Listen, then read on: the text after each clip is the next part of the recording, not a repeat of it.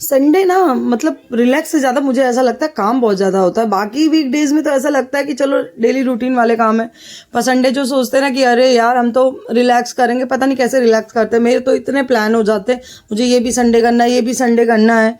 अगर कोई ऐसा सामान लाना तो भी, तो होली आने वाली है, आपको पता ही है 2 दिन बाद होली आने वाली है, तो थोड़ा सा सामान भी लाना था, ग्रॉसरी भी, क्योंकि मंथ स्टार्टिंग में ही मैं जाती हूँ ले आती हूँ। तो मैं बोले संडे चलो, और हमको नोएडा भी किसी काम से जाना था, तो मैंने कहा आपकी चलो डी मार्ट। मैंने डी मार्ट के बारे में बहुत सुना है, सब कहते वहाँ थोड़े रिजनेबल प्राइस में मिलते हैं।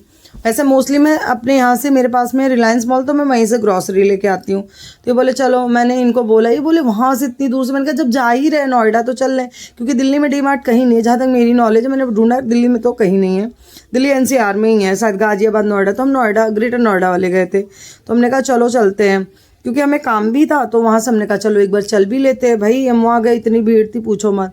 मैंने पूछा भी इतनी भीड़ क्यों है, तो बोलते हैं कि यहाँ ना वीकेंड पे होती है, सैटरडे संडे, बाकी दिन तो नहीं होती ऐसे। पर हाँ, प्राइस में फ़र्क तो था, बट वही है ना कि जो दिल्ली रहते हैं वो नोएडा, गाजियाबाद नोएडा कहाँ ही जाएंगे ग्रॉसरी लेने। वो तो काम था, इसलिए मैंने कहा चलो ट्राई मार लेते हैं। बाकी मेरा तो पास में यही है रिलायंस, तो मैं वहीं से लेके आ जाती हूँ। और जाम, कहीं जाओ जाम ना मिले ऐसा तो हो ही नहीं सकता। फिर उसके बाद हमने अपना काम निपटाया, फिर हम चले गए डी मार्ट। तो मैं इसको पता था, मैं इसको तो दिल्ली एनसीआर मुझे लगता है हर कोना कोना मालूम है। फिर हम दोनों गए, और मतलब कपड़े और तो कोई खास नहीं थे, स्लीपर और ये तो कोई खास नहीं थे, मतलब लो क्वालिटी के ही थे। बट ठीक है, सबकी अपनी अपनी वो होती है। बट हाँ, ग्रॉसरी में फ़र्क था, लेकिन ग्रॉसरी अच्छी थी, मतलब दालें वाले बहुत अच्छी थी। फिर आते वक्त हमने कहा चलो, ये बोले मोमोज़ खाने तुम्हारे फेवरेट। मैंने कहा बिल्कुल, इसमें कहाँ ही मना।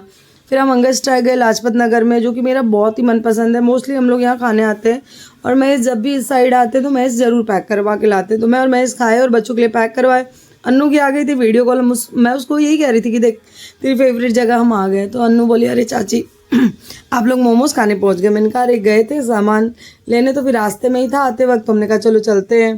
तो ये सब हम सब लोग वीडियो कॉल पे थे, पता है, सारे लोग घर वाले। ये देखो, फिर वहाँ से पैक करवाया, और मैंने तो वहीं खा लिया था।